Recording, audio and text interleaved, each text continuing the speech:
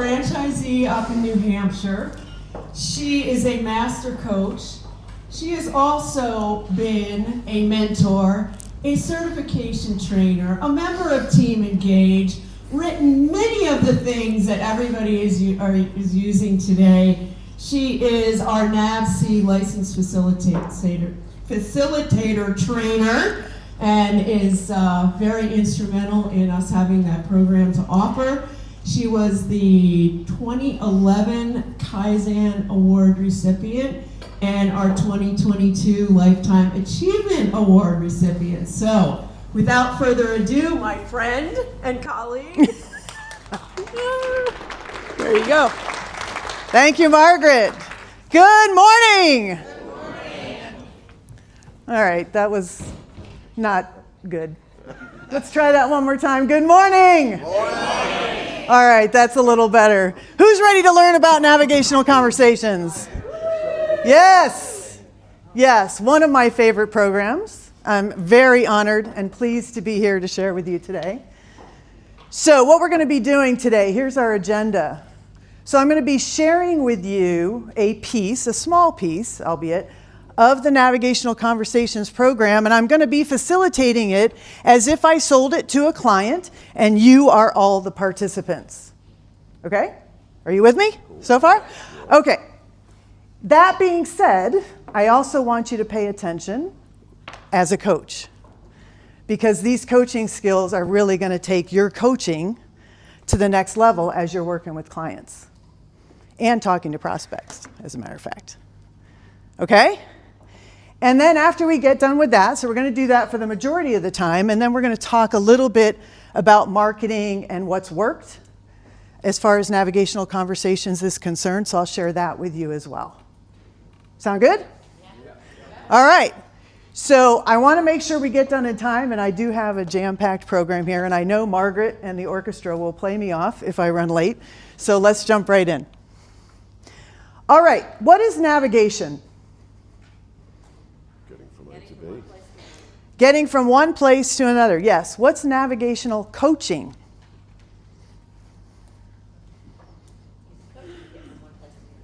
Sorry, say that again? Yes, helping someone else get from one place to another. And that place can be not necessarily a location, right? It can be a promotion. It can be getting more balance in their life, between their life and their business. It can be any number of things. But navigational coaching is all about helping someone else get from where they are today to where they want to be. So we're going to start with the 5 responsibilities of you as a coach. You can also think of this as your job description as the coach. So what do we think might be included in our job description as coaches? I just gave you a big hint. What are we helping people do? Get from one place to another, yes. So what we want to help them do first and foremost is identify where they want to go. What's the goal? Where are we trying to get? And then we want to help them do what next? Exactly. Where are we starting from? What's the present situation? Any guesses what comes next? Connect the dots. Yeah, we're going to help them plot the course from that point A to that point B. Now here's where it gets tricky as far as our job description is concerned. Any thoughts what might also be there? And my NAVC people, try to restrain yourselves. Any thoughts? What's that? Understand the main challenges. That is something. It's not part of the job description, but obviously that's part of the conversation. Sure. We need to give positive reinforcement. We need to tell them, good job. Some of the conversations that we have with our coachees can be tough sometimes, right? We're holding them accountable for things. We're challenging their paradigms, their habits, So some of those conversations can be somewhat challenging and difficult. Grant was talking about yesterday, sometimes they're emotional, right? So we want to tell them they're doing a good job. We want to give them that positive reinforcement. And then lastly, we want to do some course correction. So when we notice that we've plotted that course with them, right? They've identified how they need to get where they need to be. And sometimes people wander off, right? They get off course, usually not meaning to, but they get off course. And so our job is to, again, bring them back onto the path that they need to be on to get where they want to be. That's your job description. That's it. Simple? Pretty simple. That's what I like about it. It's simple. I can handle simple. All right, so on your tables, and I'm going to ask, because we don't have enough, so I'm going to ask that we save this self-evaluation for our international coaches at the table. Can we do that?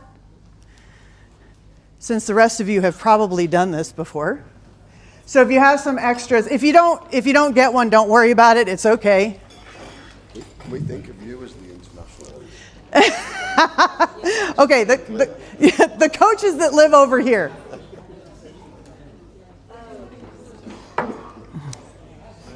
Thank you, James. So take a moment and look at those 5 elements. We always need to know where we're starting from. So take a look at those 5 elements and score yourself, give yourself a self-assessment in each of those 5 areas. And just take a minute to do that. Where are you starting from with your coaching skills? All right, we're going to start with a video. The video clip is from a movie called What About Bob? Who's seen What About Bob? A few of you have seen What About Bob? So let me set up the video for you. So we have Dr. Marvin, who is a psychiatrist, who just finished writing a bestseller. He vacations in New Hampshire at Lake Winnipesaukee for the entire summer, pretty much. And Bob, his patient, and Dr. Marvin has just written a best-selling book, and like Good Morning America or one of those shows is coming to his home in Lake Winnipesaukee very soon to interview him on TV. Bob can't deal at all with living without Dr. Marvin for the entire summer. And so he, in a very sneaky, underhanded way, finds out where Dr. Marvin went and follows him to Lake Winnipesaukee in New Hampshire. And so he shows up there, and the video picks up shortly after Bob shows up and runs into Anna, Dr. Marvin's daughter, who talks to him and decides to take him sailing. And then you also see in the video Ziggy, which is Dr. Marvin's son. And we should say that Bob is an obsessive compulsive. So he's very obsessive compulsive, and he's very unsure. He doesn't like being without Dr. Marvin at all. So that's where the video picks up.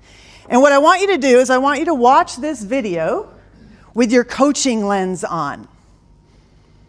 Okay, so take out a blank sheet of paper and draw a line through the middle of the sheet. I don't care if it's vertical, horizontal, or diagonal. Do whatever you want. Just create 2 halves. And on one side, I want you to write what worked. What worked. And on the other side, I want you to write what didn't work. So as you're watching the video with your coaching lens on, I want you to write down what worked from a coaching perspective and what didn't work from a coaching perspective. Everybody got it? Okay, here we go. Smile time. I know, it's so funny.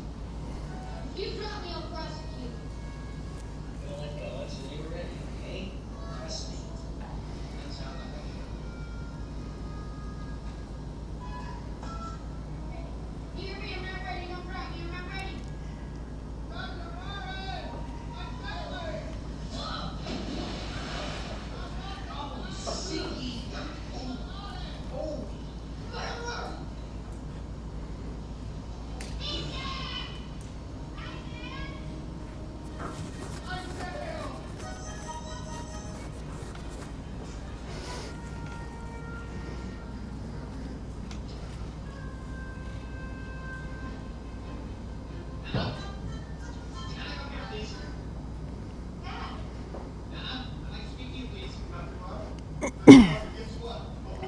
I sail. I'm a sailor. I sail. Let's talk to my daughter alone. Is this a breakthrough? That I'm a sailor? I sail. I sail now? Keep sailing, Bob. Out on a boat on the lake, way far away from the dock. The wind of the wind with the sky and everything. Oh, I thought I told you to sail. Daddy, where are we going? Home. Well, what about the car? Leave it. A long time since I've had a talk with my daughter. Oh, Daddy, we're not here. Anna. Anna. Anna. Anna. I know you want to listen to you, but you always listen to me. So I'm asking you not to see how Daddy, I am I just... can't hear you. Where are you, Anna? Woo. Just having fun with my friends. And Bob Wiley. Yes, I'm Bob Wiley. Bob Wiley is your father's patient. Bob Wiley is a very sensitive person. Your father's sensitive. Bob listens to people. Your father listens to people, except when he's up here and late when he decides. He is fine. Oh, Your father's kind of fine. I'm Taylor, Dr. Marvin's wife, and I'm very happy to be on the program. And these are our children, Ella and Dick.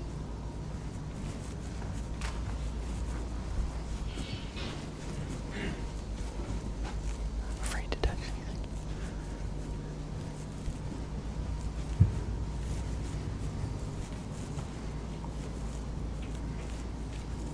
I'm a failure. I'm a national television growth expert in behavior. Based on the last hour, I children and me.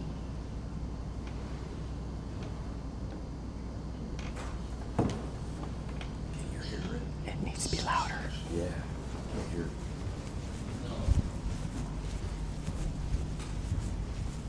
She actually wasn't sensitive. Didn't listen. Wasn't fun.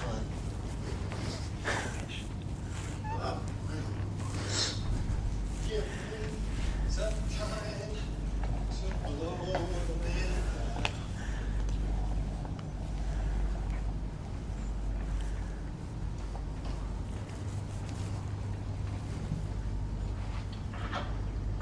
Notice anything different about me? No, Do you, Sam? no. Well, I just picked it up. What are we going to pick up next? Try diving. Oops.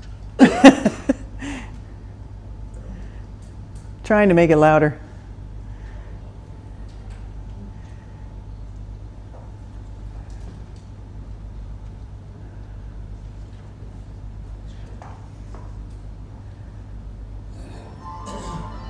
I'm sailing!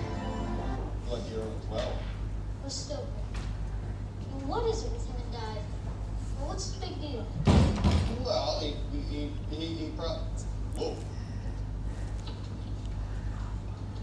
He probably just wants you to beat it, that's all. You know, he probably just wants you to dive because you're afraid of diving. Did I tell you I sailed on my first try? I just like proposed you to work, that was a secret. But with diving, what's the thing? What's the trick? I don't know. It's supposed to be easy. Well, can you give me a handle on it?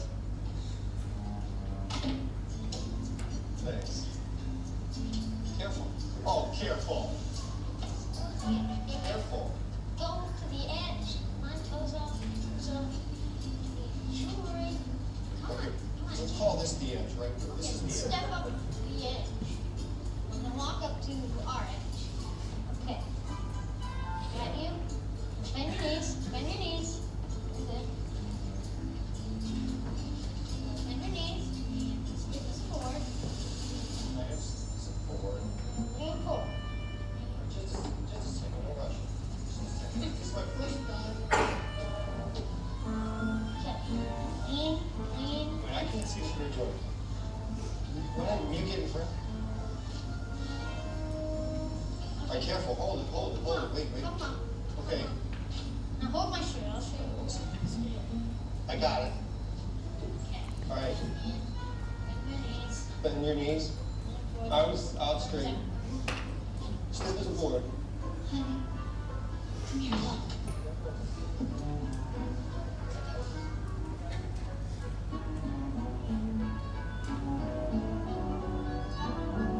I don't want him to see this. No, please. 1, No. 2, Don't do it, please. 3.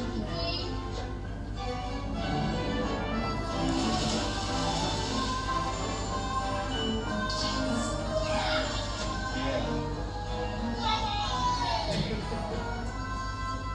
Very nice, Mom. Thank you. Thank you. I'll take it from here. Did you see me, Dad? Did you see me, Dad? I go. Thank you. Excellent. You watch this. I can do it again. I'll take it from here. I can do it again.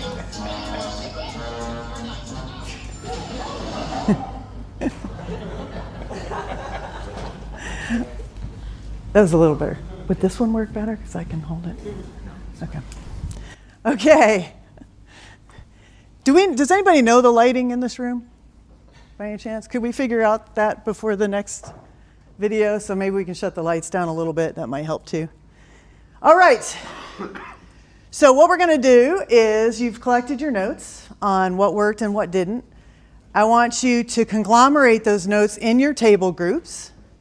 So take about 1 or 2 minutes to chat with each other in what you came up with as far as what worked and what didn't work, and then we're going to collect those in just a few minutes. Okay? So talk in your table groups. Pick a presenter from your table who's going to share what you guys came up with. So pick a spokesperson.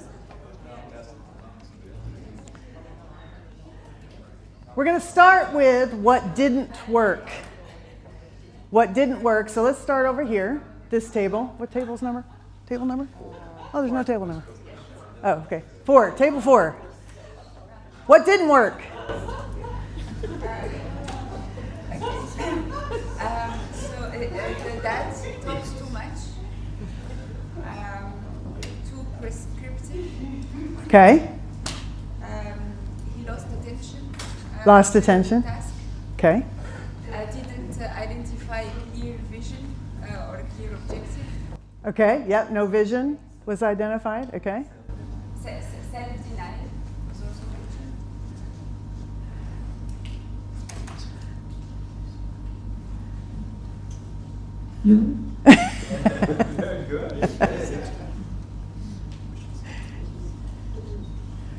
Okay, I think that was most of what we Okay. talked too much. No vision says prescriptive.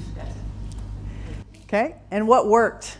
What worked? Positive reinforcements from Bob. He let the kid take ownership of the task or objective.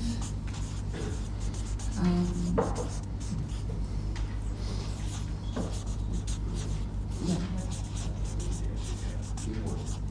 Teamwork.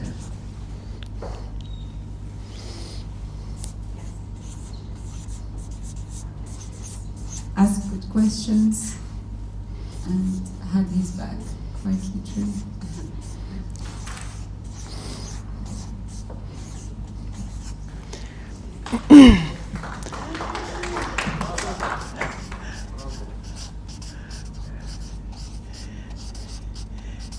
Him being Ziggy, right?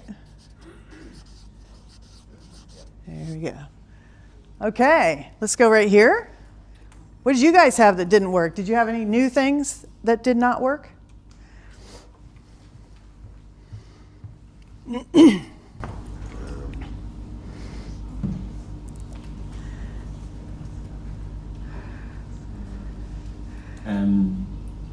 Very similar to what was there. I suppose something else was they broke the trust of the boy.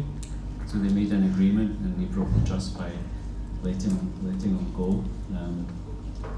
He didn't ask his daughter any questions. He just kind of gave her a set of orders. And we were debating whether actually maybe bringing puppets into coaching sessions might be good or bad. But we haven't reached a conclusion yet. curious to find out what people think about that. We'll let you know about that a little bit later. We'll be discussing that. On the good side, Bob shared his vulnerability and his real or pretend fear. I don't know if it was, but he shared his own fear, and that built empathy with Ziggy's fear and brought Ziggy out of his shell.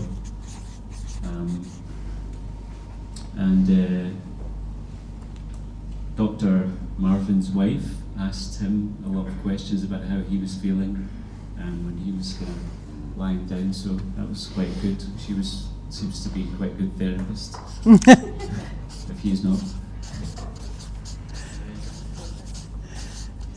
Yeah, and I guess Bob used a bit of reverse psychology on Ziggy to try and get him to actually come forward and show the bravery that was required.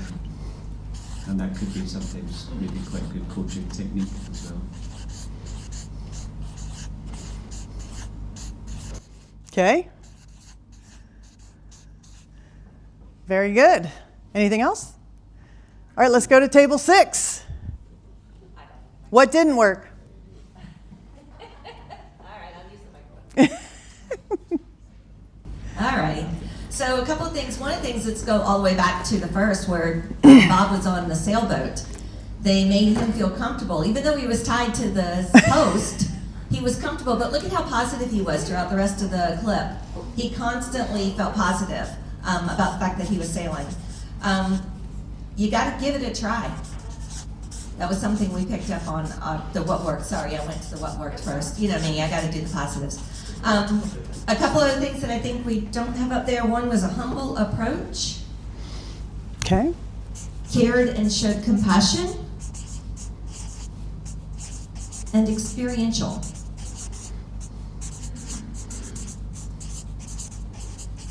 And then on the didn't work, that hasn't been covered, when the puppets scenario was going on, how Bob didn't talk directly face-to-face with his daughter. He used almost like people who want to coach their team. It's like, go get someone else to do it for me. So that was what we picked up there, as well as authoritative, a lot of ego. Listen to what he wanted to hear. And then when it got to the diving piece, Bob wanted to be the dad wanted to be the expert, but didn't allow for credit to Bob. Okay. Thank you. Very good. Okay. We have, under didn't work, we have 3 of those. Okay.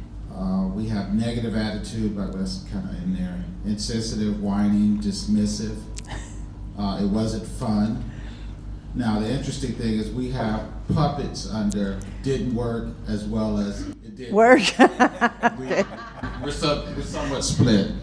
Under what worked, got Ziggy to dive, empowered him, created excitement, celebrated the win, and everything else you have.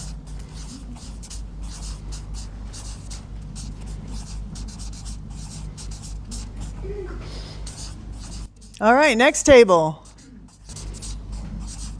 Okay, so we don't have much. You guys got a lot of good stuff there. But one of the things that happened in the beginning is the psychologist lost focus. He told his son, trust me, and then lost focus when something else is going by, officially breaking that trust by letting his kid go. The other thing that is a win, and I don't think it's up there yet, is how, oh, it does say celebrate, but how the entire community celebrated the win. It wasn't just the dad, it wasn't just Bob, it was the entire community that came in to support the kid. So I thought that was pretty cool. Very good, thank you. All right, back here.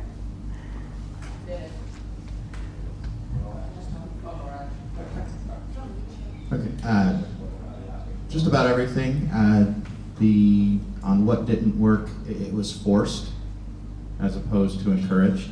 And then on what worked, I guess I'd add that there was vulnerability.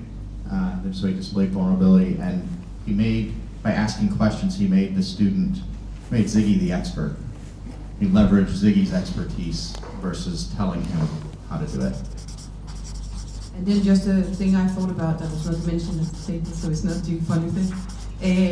What didn't work, he didn't create positive self-reinforcement by creating self-awareness that a change takes a mind, a brain, and emotion, and the body to change. So he didn't make them aware that when they went into nervousness or anxiety, that is an evolution of going to the next stage. And that I think is extremely important. Because elsewhere we're not securing, we're just going brain objective goal, brain objective goal. Right. And human creature are different. All right. Very nice. Thank you. And oh, one more thing. Okay. Here you go. Okay. Thank you. So what I learned yesterday is that coaches cannot focus on themselves. All the dad did was say me, over and over and over. I can do this, I can do this, I can do this better. That's not coaching. That is something else. So that was the biggest thing that called ego. Yeah. Well, I don't have any ego, so I wouldn't know. Okay. And 7, I think, is our last one. So I'm going to pick on my friend Fatima over here. I had ego as my number 1, so she just grabbed that. From within work, the ego is the piece I was going to add, our team was going to add, but going to the what worked, by taking an asking approach, you got buy-in of Ziggy, right? It wasn't telling Ziggy, you do this, this, this, but asking questions, and all of a sudden, when Ziggy made his decision, it got done. And then, very much, we had everything everybody else had, so. Okay. All right, nice job. Give yourselves a round of applause. Very good.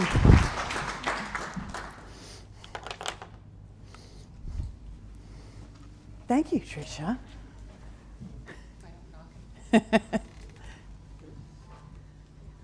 All right. I want you to take a few minutes at your table groups again. And if you were to create a series of principles for coaching, what do you think those might be? So I want you to brainstorm for a few minutes. Now, those of you who are licensed facilitators, again, restrain yourself. Okay? Be the coach, ask good questions, and get the rest of the table to come up with some answers. Brainstorm for a moment on if you were to create principles for coaching, what do you think those should be? Okay. Let's just get one from each table just for the sake of time. What's your number 1 over here? Active listening and being truly present. Active listening and being truly present. I love it. What about back here? Just 1 or 2? Setting boundaries. Setting boundaries. Great. Table 2? It was the relationship was peer to peer. There was no authority there. It was those boundaries like that. Peer to peer. Excellent. Love it. 7. Table 7. It goes back to the asking. So yeah, not just go right to the tell, but be asking. Asking good questions. Yeah, absolutely. How about right here? Believing that the person can be successful. Believing that the person can be successful? Absolutely. Yeah, we got to believe in them, right? If we don't believe in our clients, that doesn't really work. 6. We are not the problem solvers they need to be. Yeah, okay. Did I do 2 yet? I didn't do 2 yet, right? How about you guys back there? Yeah, Oh, we did. Okay, that's right. All right, and right over here. Showing empathy. Very nice. I love it. All right, so let's go through the principles, which are going to encompass pretty much everything you guys said. Our first one, any guesses to what that might be?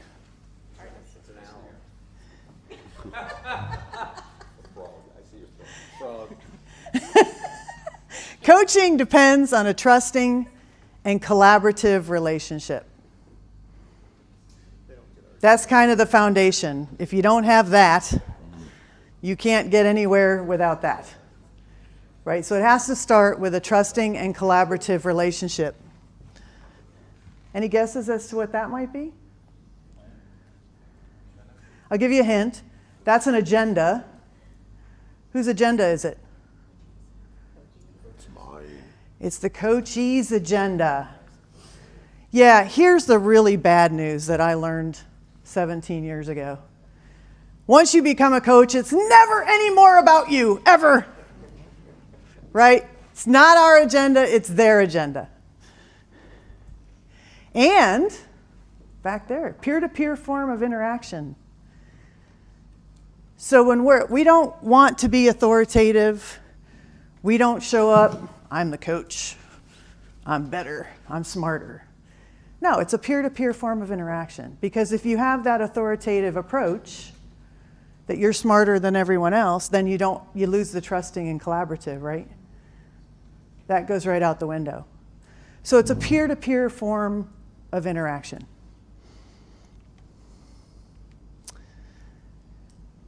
Somebody said it over here, coaching works best when people find their own answers. We do not give the solutions. We help them come up with their own solutions. Who does the work? They do. The coachee does the work. We do not do the work for them. They do the work. So what we like to say about NAVC, right? So your employees come to you with a problem, and then they leave your office. Typically, where's the problem stay? In your office, right? I like to call it the monkey. The monkey's the problem. They come in your office with a monkey, they leave. Where's the monkey? In your office. Navigational Conversations changes that, where they take the monkey back out with them, and they come up with their own solutions. And then lastly, coaching leads to action. So if we don't wrap up the conversation with who's going to do what by when, then we've kind of wasted our time a little bit, right? We always have to get to that action. What is that coachee going to do, and when are they going to do it? So let's get back to the puppets for a minute. The puppets are a technique. Can techniques work? Sure. But what's the caveat? The technique has to be married to the principles. So what we saw in the video is the puppets didn't work because they weren't married to these principles. It wasn't a trusting and collaborative relationship. It wasn't peer-to-peer. It wasn't about the coachee. It was all about Dr. Marvin.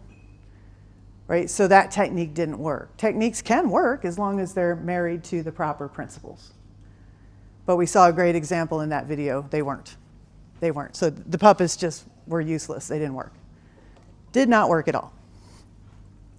Okay. Oops. This is weird. Okay. So we talked about your job description. What does your job description have in it? What are the 5 things? Tell me again. Goal. The goal? The starting point? Plotting the course, yep. What else? Course correction and positive reinforcement. That's the job description. What we're going to get into now is the Navigational Conversations model. So think of this as the steps for having the coaching conversation, or the process for having the coaching conversation. Okay? Make sense? You still with me? Say yes. Yes.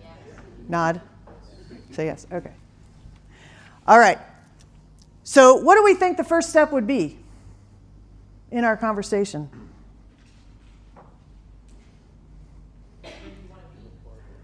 Yes.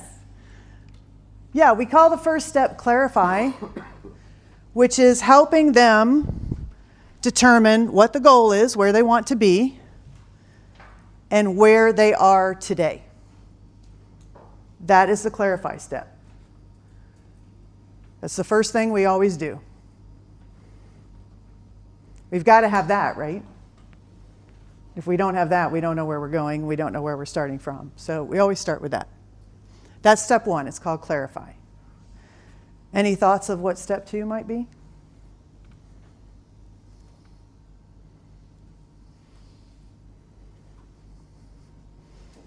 What did you guys just do at your tables? Starts with brain, ends with storm? You brainstormed, yes. So we're going to get them to brainstorm ideas for how they might get to where they want to be. What's the rules of brainstorming? No dumb answers, right. So we have them pull out a blank sheet of paper or a flip chart or whatever we have available to us, and we just have them start writing down ideas. They're, most of the time, going to start worrying about, well, I don't know how I would do this, or, oh, this is going to cost a lot of money, and you've got to stop them. Got to shut that down. No, we're just writing any and all ideas down. So the question always comes up, can the coach give some ideas? What do you think?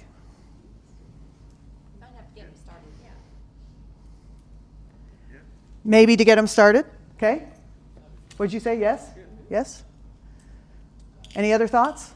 Pose it as a question. Have you thought about, have you considered if there's something that you know they haven't brought up, but they still take ownership of that? Okay, you like those suggestions, don't you? We'll talk about that in a minute. Okay, nobody's really wrong, but no, you really don't want to. Because one of the things is if you're sitting there with a team member, because remember, you guys are participants today, so you have an employee talking to you. If you start throwing out ideas first, what happens? It shuts them down. They wait for you to give more answers. So we don't want to do that. If you're going to give a suggestion, you can do that, but only after they've put several on the table. However, my recommendation is don't do it. Why? Because from experience I've learned, and most of you have probably too, who have been around a while. I've done this before. I've given clients suggestions. You know what? They never pick mine anyway. Why do they not pick mine? No buy-in. Right. It's my idea. They don't give a hoot about my idea. And I shouldn't either, because I want the energy to be with them. And they're going to have energy behind their ideas, not mine. And it'll always hurt your feelings anyway, because they'll never pick your idea, so just don't bother. Just keep asking my favorite question, which is, what else? Yes, what else? What else? What else? What else? What else? And you want to make them go until they're struggling to come up with answers, because the really obvious things, they'll spit those out really fast. So you want to keep asking what else until they're really struggling to come up with answers, because some of the best answers come with that struggling, come with that challenge. So we want to get enough things on the list to really get the creativity flowing. So what happens next, do you think?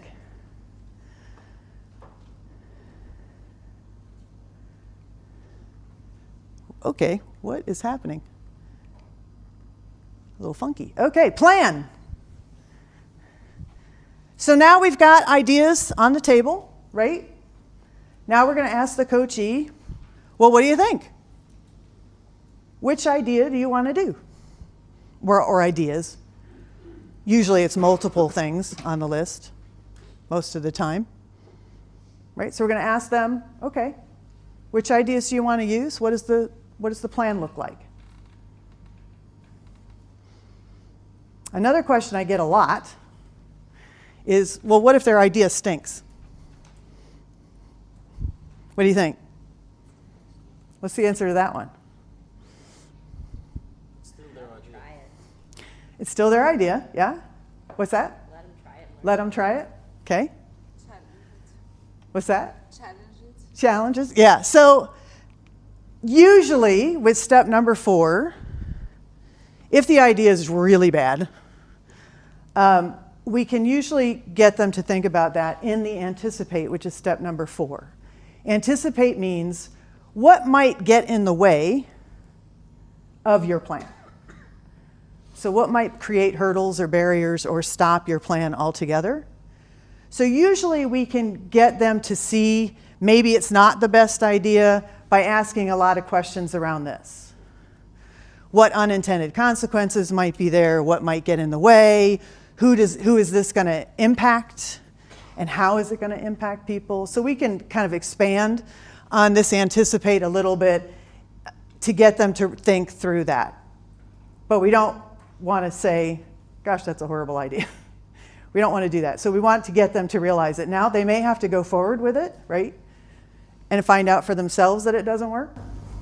But Dulcee, wouldn't you also agree that asking this isn't necessarily when it's a dumb idea? It could also be, okay, this could work, but let's get the risks on the table so that Sure. we've identified them up front and we know when we get to that point, or we put the mitigants in place up front to be able to jump over that hump or whatever. Right. Yeah, what are the risks? What could be the unintended consequences? What are the intended consequences? Who does it impact? How does it impact?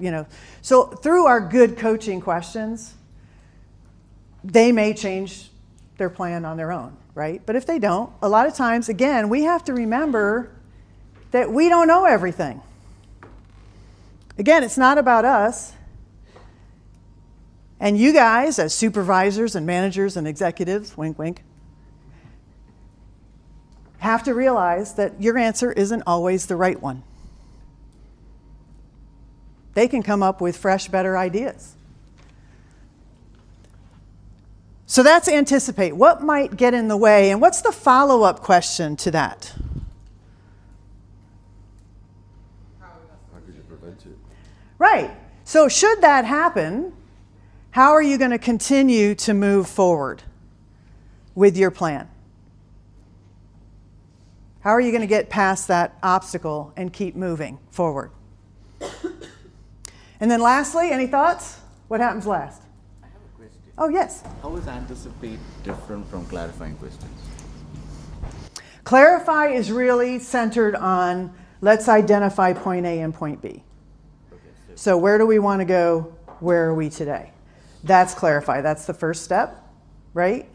Anticipate is really more, okay, now that we have the plan, what could get in the way of that? What could trip you up? What might stop that progress? And that can be internal or external, right? So external obstacles might be other people. You have to rely on other people for information or data, those kind of things, right? Those are external. What might be internal barriers that could get in the way for your coachee? Fear? Yep. What'd you say? So, okay. What'd you say? Politics. Politics, okay. Conflicting priorities. Conflicting priorities. What's that? Capacity, yeah. Yeah, they could say all kinds of things, who knows, right? But it's up to us to try to get that stuff out. Internal and external. They'll immediately go to the external, because that's easy and obvious.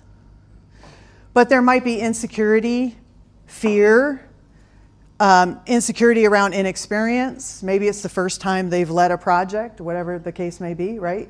So it's up to us to get those things out as well so that we can talk through that and make sure that that doesn't stop their progress moving forward. Make sense? And then lastly, once again, confirm. Who's going to do what by when? What is the coachee going to do, and when are they going to do it? One of the other things that we ask during this confirm step is, how do you feel about the plan? I like to ask that question. Why would I ask that question? What's that? Validation, yeah. To get the emotional trigger. Yeah, the emotional trigger. Do they have buy-in? Are they buying into the plan? Do they like their plan? Are they excited? Is there some energy and emotion behind it? So I'm going to ask them, how do they feel about that? Make sense? Any questions on that? Simple, right? Really, really simple. So as you're talking to prospects and as you're talking to clients, it's just this simple. And you're going to learn it from our experts too in Curious Coach, like Grant, right? Same structure, pretty much. It's pretty much the same every single time. I love the simplicity of it. Any questions? Yes? How do you track progress? So you've done your gap analysis, you've clarified the as-is and the to-be state, you've agreed your plan, you've gone over any humps and bumps, but that journey could be a very short piece of work, it could be an extended piece of work. So how to keep the buy-in or the confirmation? How do you set gateways to make sure that you are progressing and adding benefit through that? That is a fantastic question. Did everybody hear that? Okay, let me repeat it for you. So the question was, how do we keep them excited and how do we keep them progressing? Because some projects are really short, which is pretty easy, right? But then other projects are really long. It could be over the course of a year, right? That journey is happening. So that's the question. Great question. My NAVC experts in the room, Grant, Todd, what do you think? I'd break mine down into 90-day sprints. So you take that and you've got a picture of that and you say, okay, so for the next 90 days, what does the equivalent of that look like in terms of A, B, the emotional trigger, etc. So because it allows you to pivot is the other thing I've learned. You don't know all the answers to get to the end result necessarily. But as you start taking the journey, you can pivot, you can keep the motivation up, etc. When you score that, do you have benefit realization at those gateways?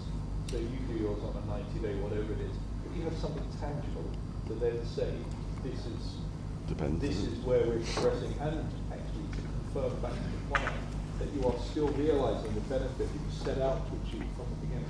Absolutely, because if you can't measure it, how can you then know whether you're on course or not? But sometimes it's subjective, like early in the piece because you haven't got enough, right? And so you use an arbitrary scale that they choose. So they might feel like, I just want to feel more confident and certain. And all right, so on a scale of 1 to 10, how confident and certain are you feeling right now? 1. Where do you want to be in the next 90 days? 10. Okay. How will you know you're there? What else would you have to see, feel, hear, or notice? And so they describe it, right? And so they do all the work for you. Then you don't have to come up with those. That comes back to the clientele or the coachee, setting those objectives. You're not. So basically, you're just confirming with them, are you feeling a 9 out of 10 at this stage? Great. And that is your confirmation. Brilliant. Sorry. Yes. Yeah, so I'm going to summarize that in case everybody didn't hear that. So what Grant was saying was he does basically 90-day sprints, which is what you want to do because as the coach, we're still there to support them, right?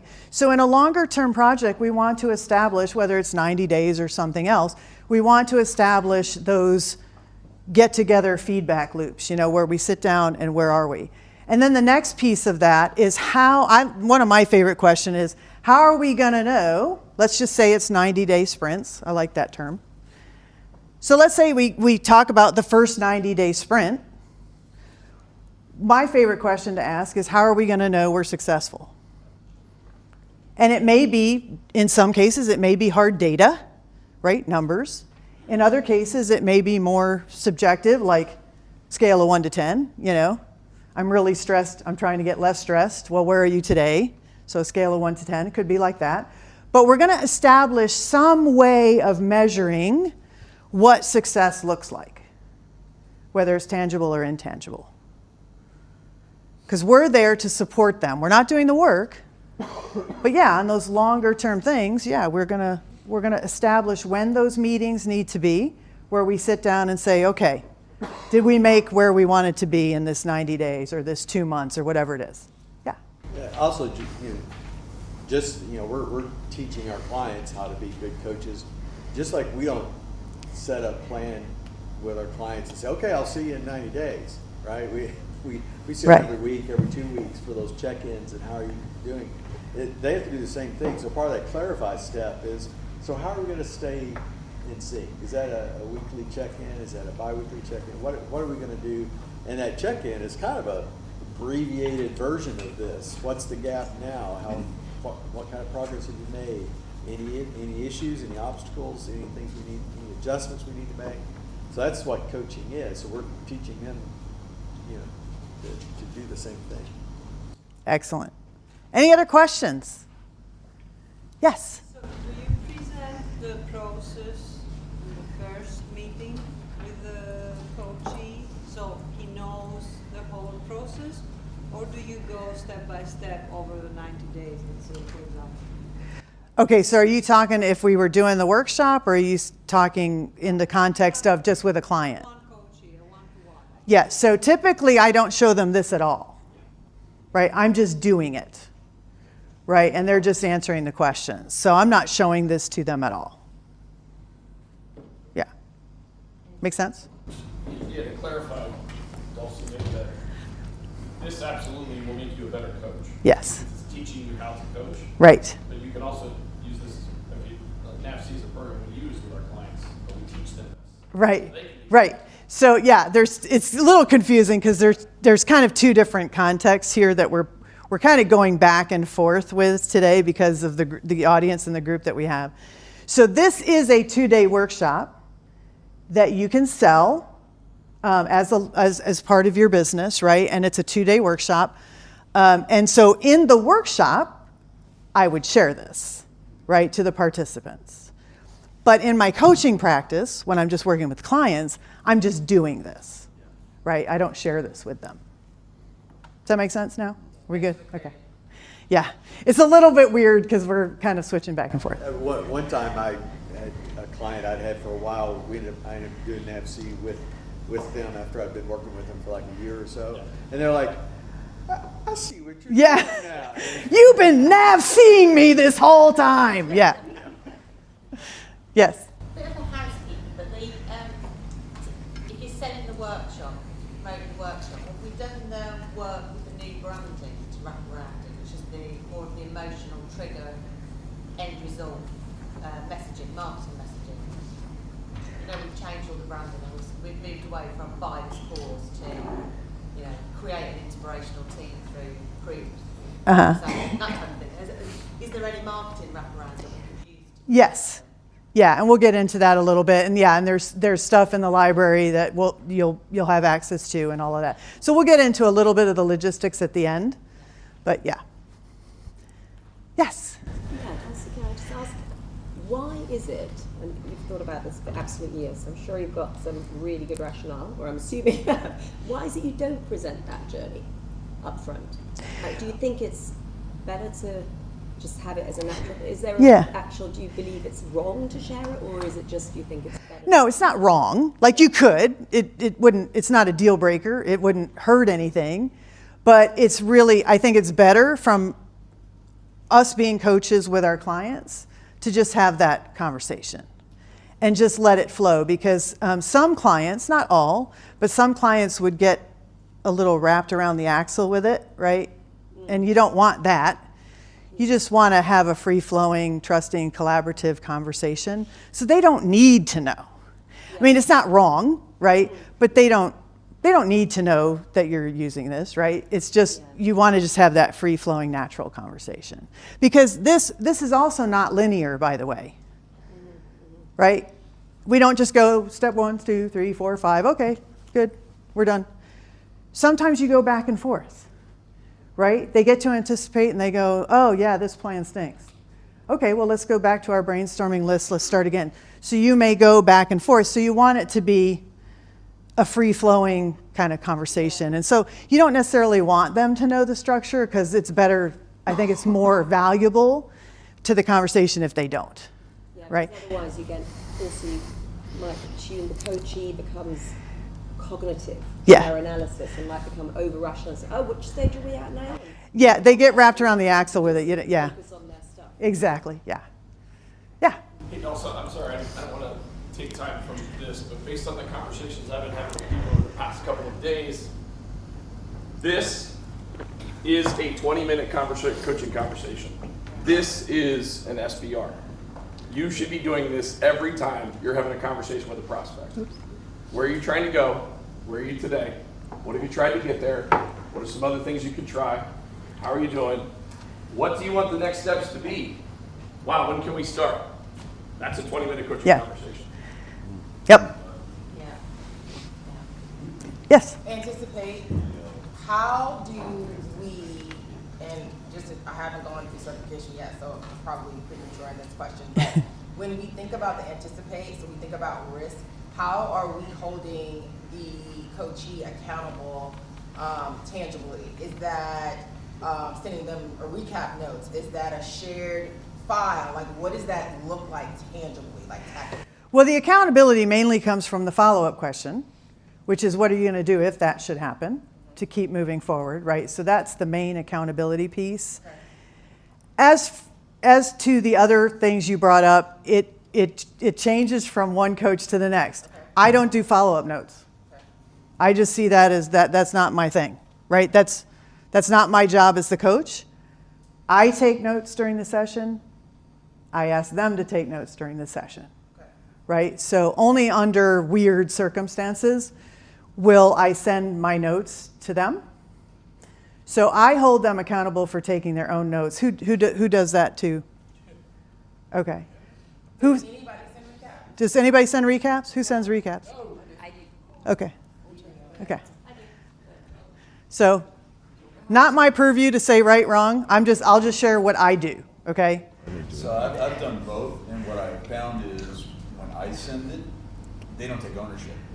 Right. So by them taking notes, them prioritizing the action items, they're going to take a whole much more serious look and commitment to it. Yeah, that's how I feel, and that's I agree. So and what we're about is to really drive ownership, and so we want them to own it, But that's a bit of a coach preference. Okay. Okay. Yeah, just one thing, but we got to move on. Yeah. As a coach under data protection, the notes you take during your coaching session belong to the coachee. So the law that you should not be keeping notes unless you're committed to data protection. Correct. It's a very serious situation for a coach. Interesting. Especially if you're working for a corporate organization where you have an unfair dismissal or a HR issue. They come back to the coach and say, "Can I see your notes?" And the notes that you think are private are public property. Mm-hmm. So be very, very careful. And if as a coach, you can destroy them. Yeah. But just you can take copious notes. Yeah. If you're keeping detailed notes, the coachee and the company you're working for has the right to see those notes.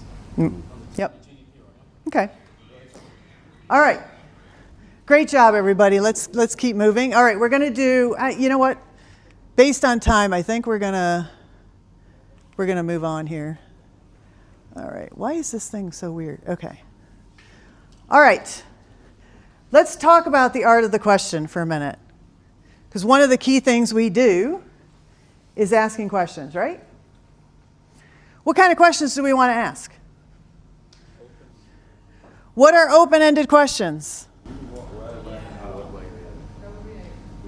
where, what, why, when, and how. Okay. What are closed-ended questions? What do they start with? Did you, can you, should you, would you, could you, right? Be careful shooting on your client. So this is, yes. Don't shoot all over people. It's not good. So if I can pick on my buddy Eric over there. So when you're having a coaching conversation, what are you doing when you say, well, should you maybe try this?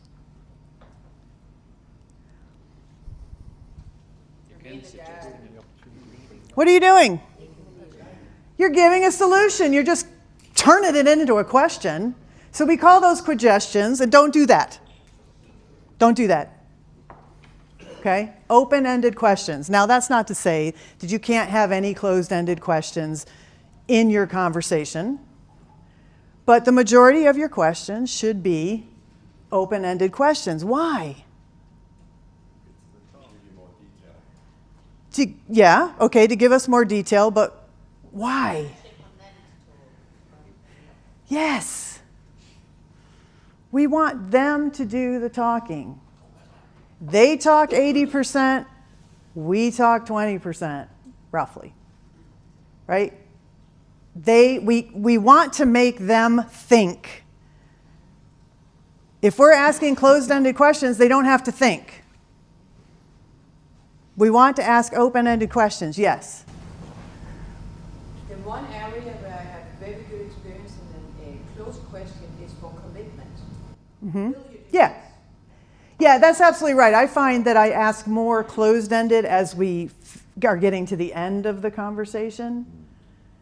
And it's much less during the rest, 75%, the front end of the conversation, right? So as we get closer to that confirm step, yeah, I find I ask more closed-ended questions. But we really want to focus on those open-ended questions because we want them to think. Don't make it so easy on them. We want them to think.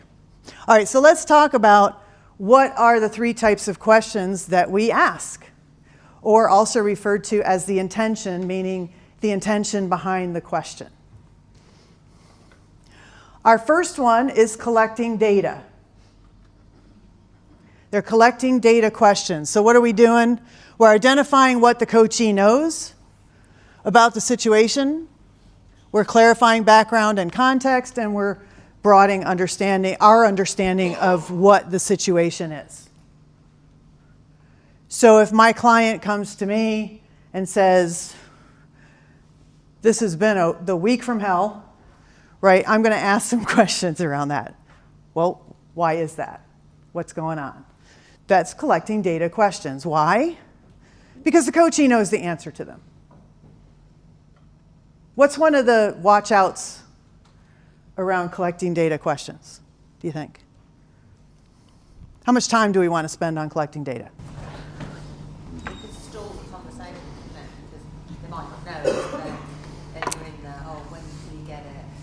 Yeah. Yeah, it can stall the conversation. We don't want to spend a whole lot of time on this. We want to get enough information to have an effective coaching conversation. That's it. We don't need to get into all the details, and sometimes the coachee will want to share all kinds of details with you. He said this, and then she said that, and then blah, blah, blah. You know, they want to go all down that rabbit hole. You don't do that. We get enough of the context, we get enough of what's going on so that we can have an effective coaching conversation. Then we move them immediately into what's the goal? Where do you want to be? We already know where we are, right? Because they've gone on about that, right? We move them to what's the goal? That's collecting data. Our intention number 2 is stimulating awareness. This is where we want to spend the majority of our time. Because now what we're doing is we're investigating data for new learning. We're trying to discover new ideas. Maybe we're challenging paradigms or habits. We're trying to generate possibilities. This is really where we're focusing on lots of open-ended questions to get them to really discover what they need to discover. Whether it's a new idea, whether it's an aha moment, a way to get past an obstacle that they might be having. So we're going to spend the majority of our time here in stimulating awareness. And then the last type of question or intention is promoting responsibility. This can happen really anywhere in the conversation, but we hear it the most in that anticipate, right? The follow-up to the anticipate step, and confirm. So coachee, what are you going to do? And when are you going to do it? And we're going to confirm that buy-in, right? How do you feel about your plan? Yes? Dulcee, if I could add to that, this is really important to listen to the words that the coachee is using, because there are times that they will say, I would, or I should, or I can, or those kinds of words, which are very like maybes, right? You need to really reinforce that they're going to use words like I will, I'm going to start, et cetera, et cetera. I get to do this. so they're more positive and more affirmative Mhm. and get their own mindset. Because when you start to hear that I could do this or I should do this, they haven't yet bought into Right. the process. Right. Yeah, we have to challenge them on that, right? That's our job. Very good, thank you. All right, so we've been talking most of the day and showing you what works, like what to do. And sometimes I find it's equally as effective to share what not to do. So we're going to share what not to do, and hopefully be as quiet as you can because we can't get the volume up very.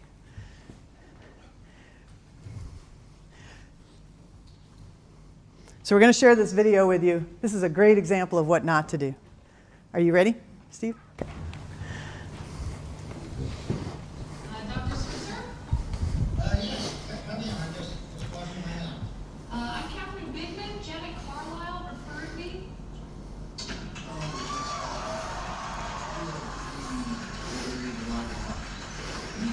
Yes, that's me. Should I lay down? Oh, no, don't do that. Just have to. And let me tell you a bit about our building. I charge $5 for the first 5 minutes, and then absolutely nothing after that. How does that sound? That sounds great. Too good to be true, as a matter of fact. Well, I can almost guarantee you that our session will last for 5 minutes. Now, we don't do any insurance billing, so we would either have to pay in cash or by check. Wow, okay. And I don't make change. All right. Go.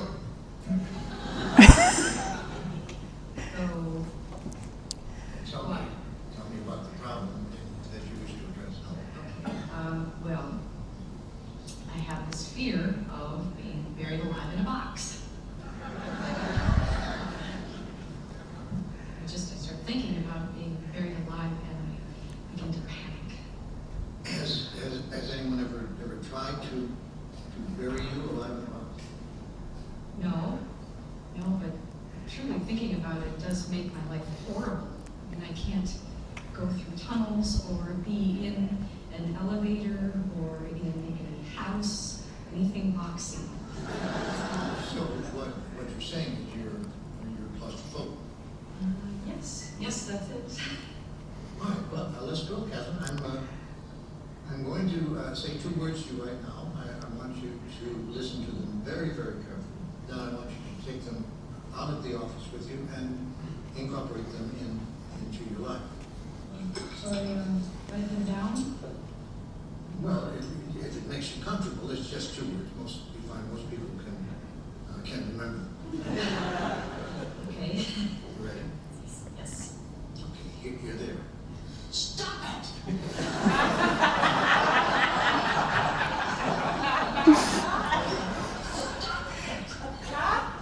Stop it? Yes, S-T-O-P, new word, I-T. So what are you saying? You know, it's funny. I say 2 simple words, and I cannot tell you the amount of people who say exactly the same thing you're saying. I mean, this is not Yiddish, Catherine. This is English. Stop it. So I should just stop it. There you go. I mean, you don't want to go through life being scared of being buried alive in a box, do you? I mean, that sounds frightening. Then stop it. I can't, and you've been with me since a child. No, we don't go there. Just stop. So I should just stop being afraid of being buried alive in a box. You got it. Good go. Well, it's only been 3 minutes, so that will be $3. Actually, I only have a 5. So. Well, I don't make change. I guess I'll take the full 5 minutes. Fine. All right. Well, what other problems would you like to address?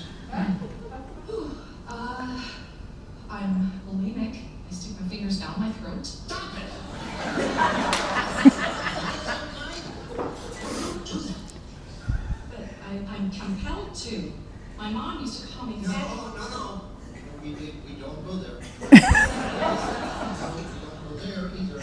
But my horoscope did say. We definitely don't go there. Yes, stop it. What else? You have self-destructive relationships with men. Stop it!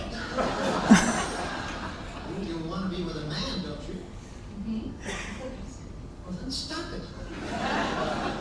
Don't be such a big baby. I wash my hands a lot. Sorry. I wash my hands all the time. A lot of germs. Yeah, don't worry about that.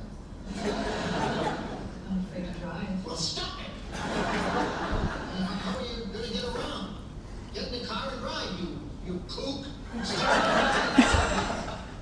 You stop it!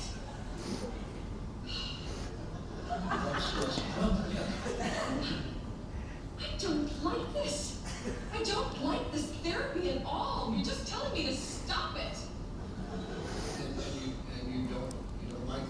No, I don't.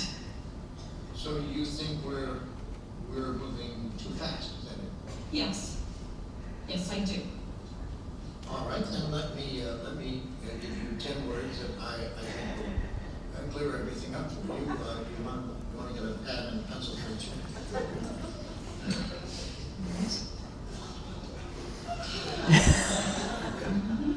Here are 10 words. Stop it or I'll bury you alive in a box!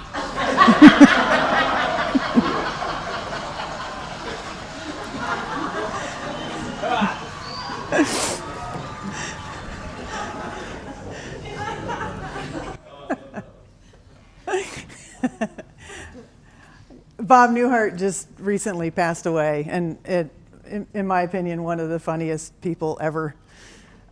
Just super funny.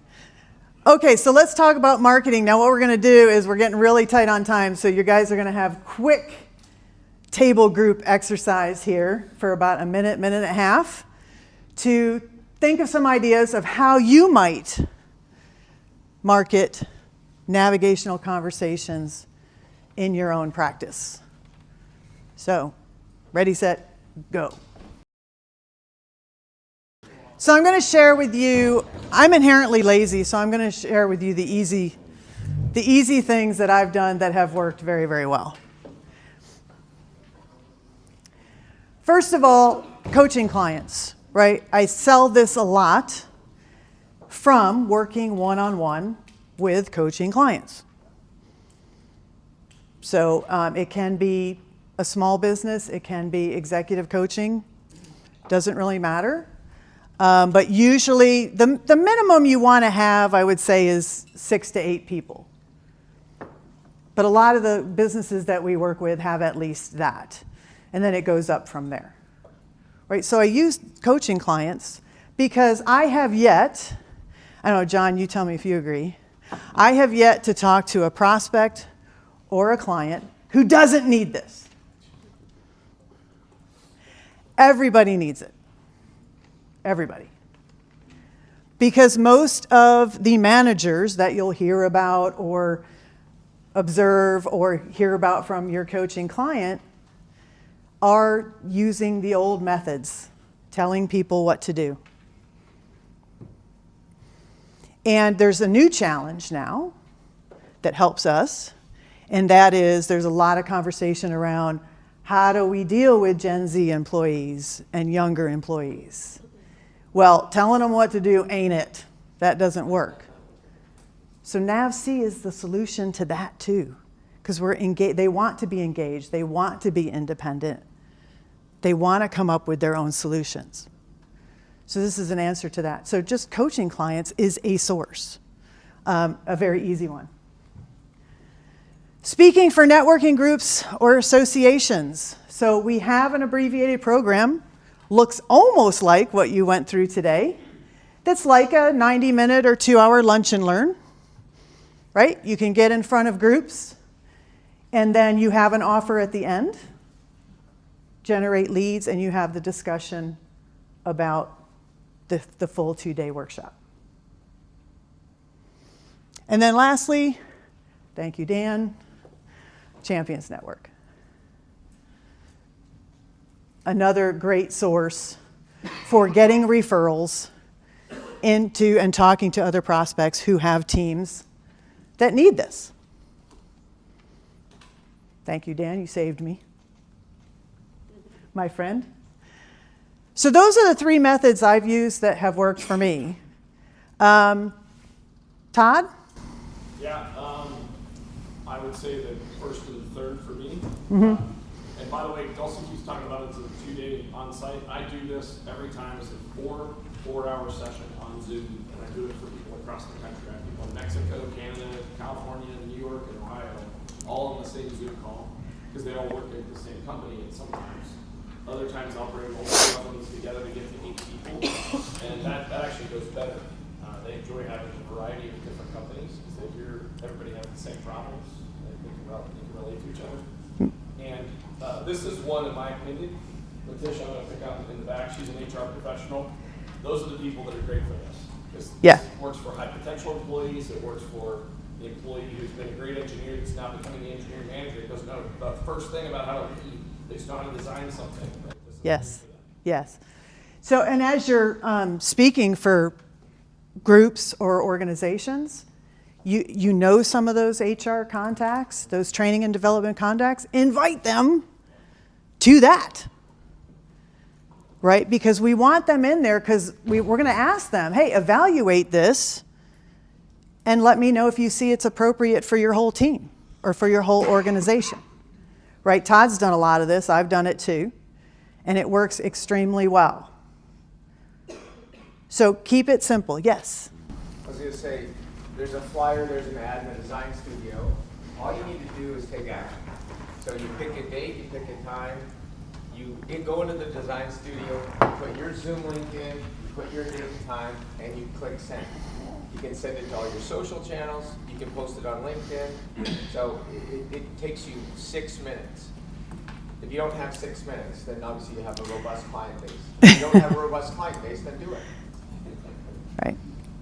And I tend to look at this from the perspective of, and this is what I suggest to everyone, what does the prospect or client need? I don't walk into most situations going, I'm going to sell you NavC, right?